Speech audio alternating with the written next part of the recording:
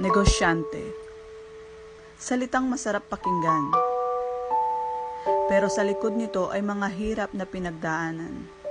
Salitang akala ng lahat ay parati kang may pera. Salitang minsan ay gusto mo nang tumambling. Pero dahil sa salitang ito, ay patuloy kang lumalaban kahit gaano man kahirap. Dahil ikaw ay isang negosyante na patuloy pang nangangarap sa ikakaganda ng negosyo mo. Hindi po ibig sabihin na may negosyo ka o nagne-negosyo ka, mayaman ka na. Mayaman lang po kami sa pangarap at pananalig na mabago ang takbo ng buhay namin. Kaya bago mo isipin na mayaman na ang isang negosyante, malamang hindi mo alam ang hirap at pagod na pinagdaanan niya.